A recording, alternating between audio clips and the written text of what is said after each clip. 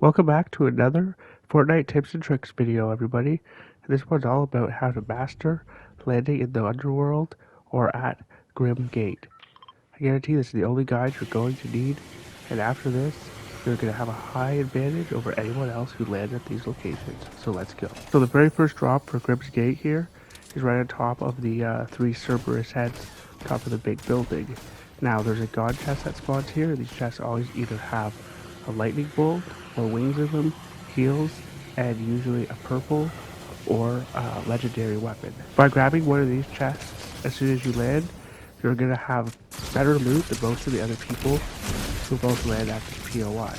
You see here though, this one usually gets very contested. That guy stole the gun, but I got the lightning bolt, and then he ended up jumping to his death.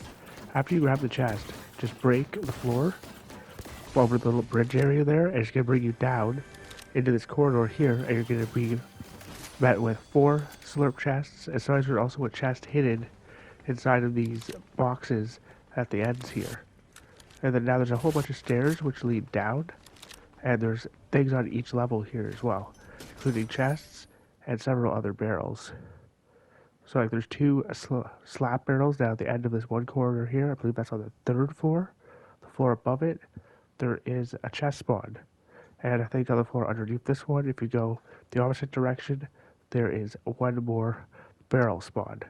So that brings you to a total of 7 barrels that are here every game to get your shields up. So you're not going to be dependent on opening chests and such and hoping that you find the heals you need if you learn this location, because you're going to know where all of the barrels are.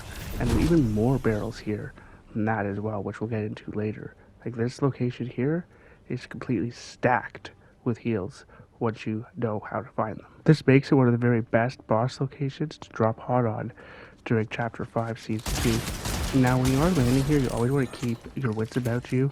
You want to try to count how many people are landing with you. As you see there, I heard someone shockwave, and they went, so I knew they had to have gone up. So I just played the slow game and crouch walked around in silence and caught him slipping. Now, the Gatekeeper shotgun is very good in the corridors of this location, as so is the pump.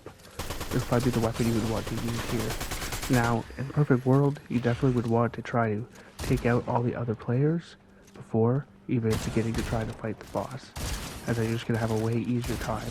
But now, since I said that first spot I showed you here is usually very contested, since it's up high and a lot of people know about it, and you can see that chest.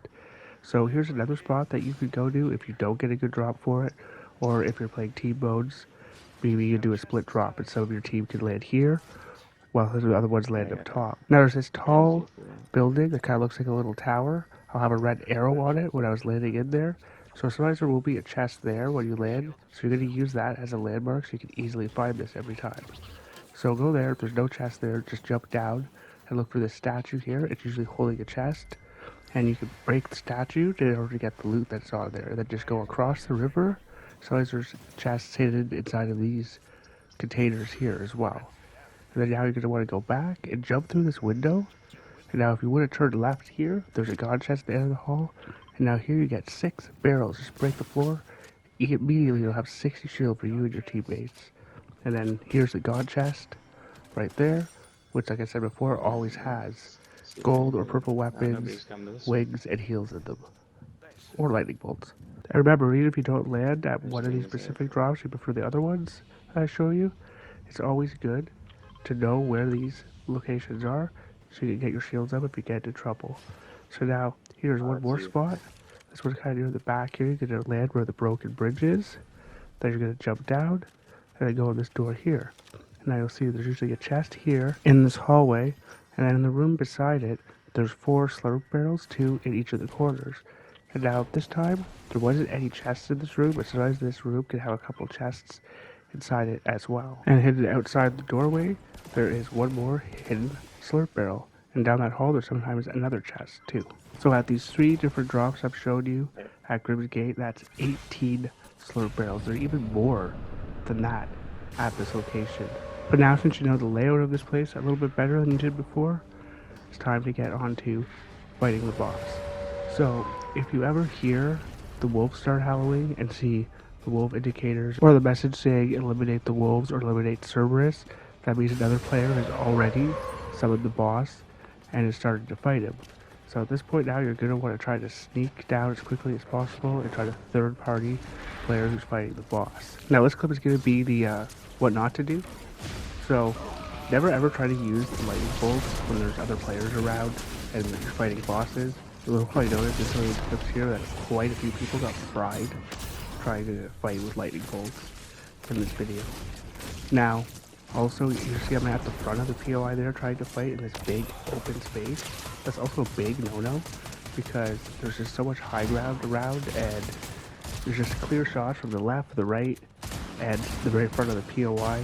And outside of it, if you're just asking for somebody to third party you with a sniper rifle. You want to be the player staying back more near the building with cover, third partying the player fighting the boss.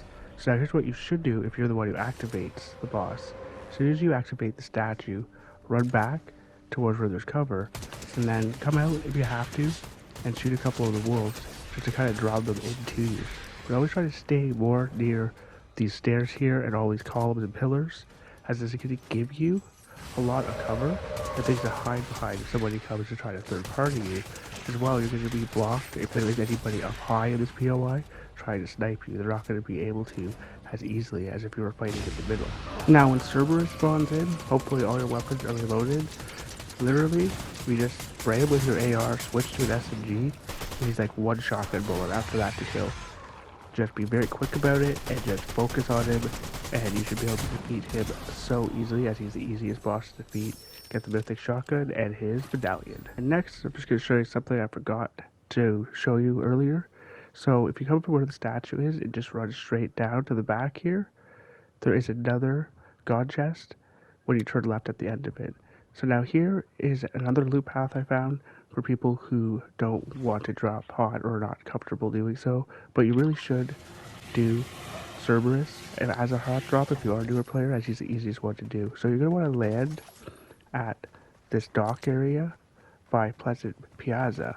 And now you're not going to go in the house back there, but do check the boats because sometimes they have chest spawns. Just go to the very end where these 5 slap barrels are, break the floor above you, grab the loot, and then hit the barrels, and then jump on the jump pad, go across to this tall building with the purple roof.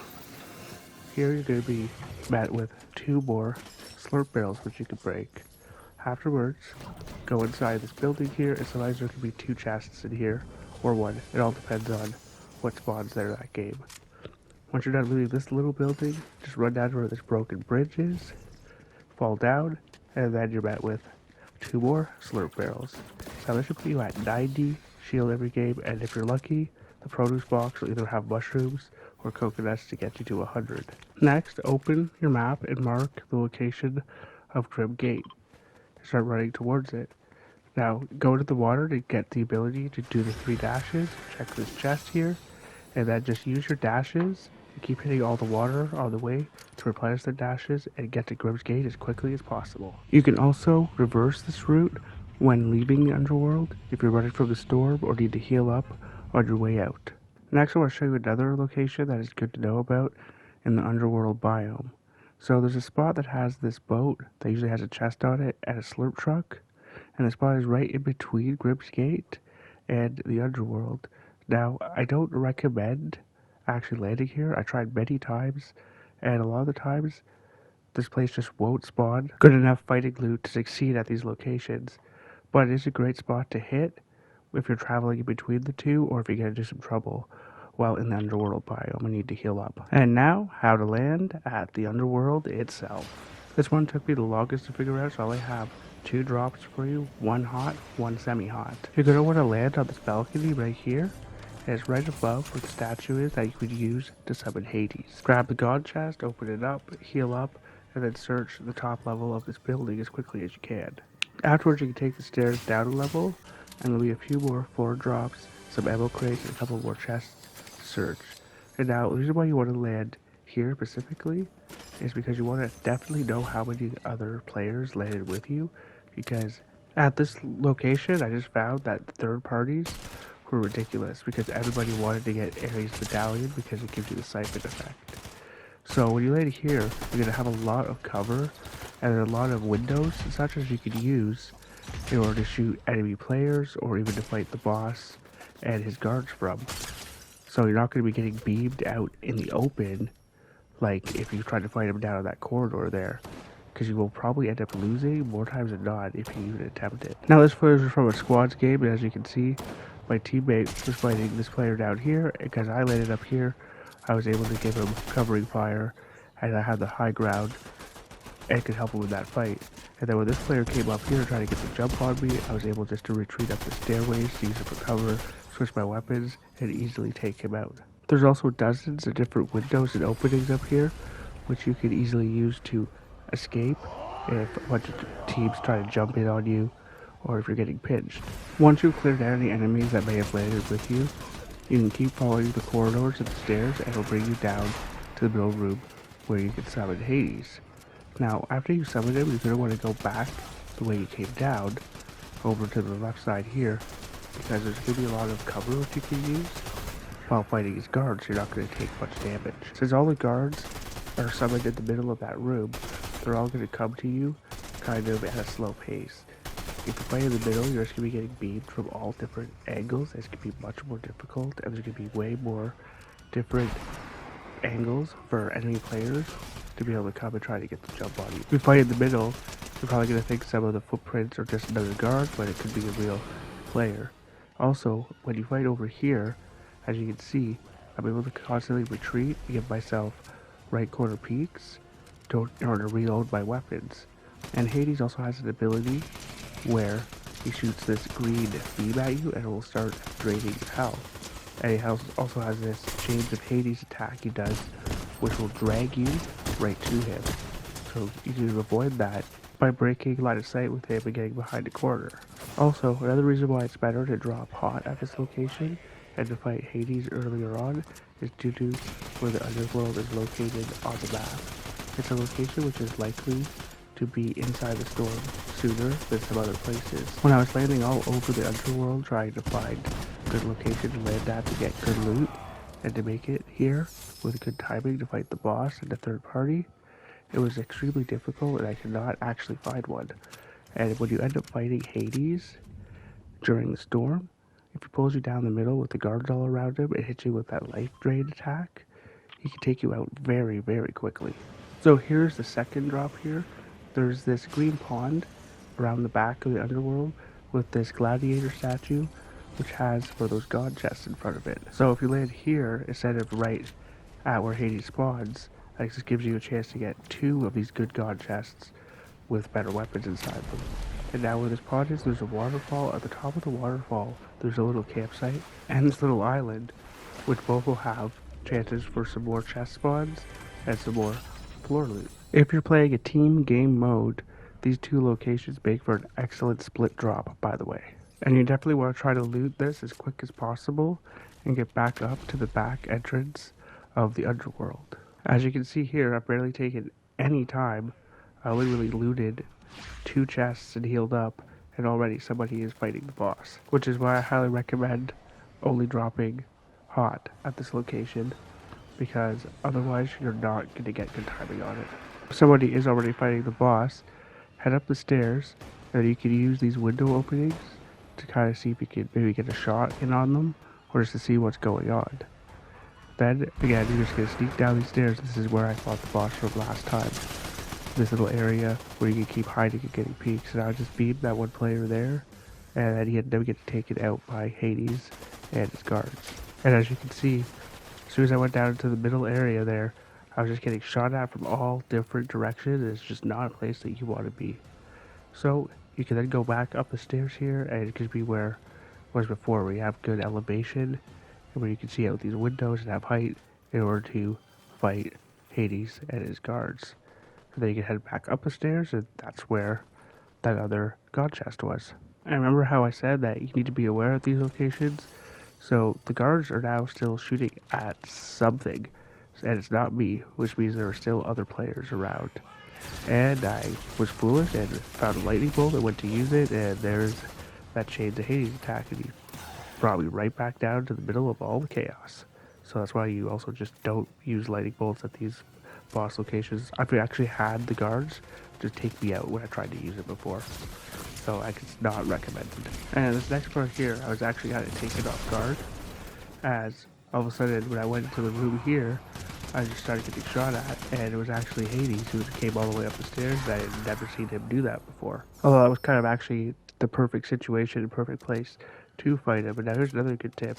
If you take out the boss, and then you see footprints, it's not his guards, because they usually despawn as soon as you kill the boss. And here's those third parties I was warning you about. That wasn't just one player, there was actually two that I had to fight here. Also, why it's great to be fighting from up here instead of being down in the bottom area there. That's all wide open, where it's just so much easier for them to get to you more quickly and have better shots on you. As you all know, positioning, especially in endgame, can matter so much in Fortnite, and your positioning when fighting the boss can also make a big difference on whether you win or lose. After you take out any of the rats who come to try to third party you after you've done all the work and killed the boss, if you are quick, you can now leave the underworld, and if you take the water and just keep spamming your dash moves, you can actually make it to Cerberus and fight him too in time and get both medallions. If you found this video helpful, or if you have any tips and tricks you'd also like to share, please let me know in the comments down below. Also, consider liking and subscribing, as I upload helpful videos like this quite consistently. Also, I do have one out already if you're interested on how to win at Mount Olympus or at Brawlers Battleground. It will be linked at the end of this video or in the description below.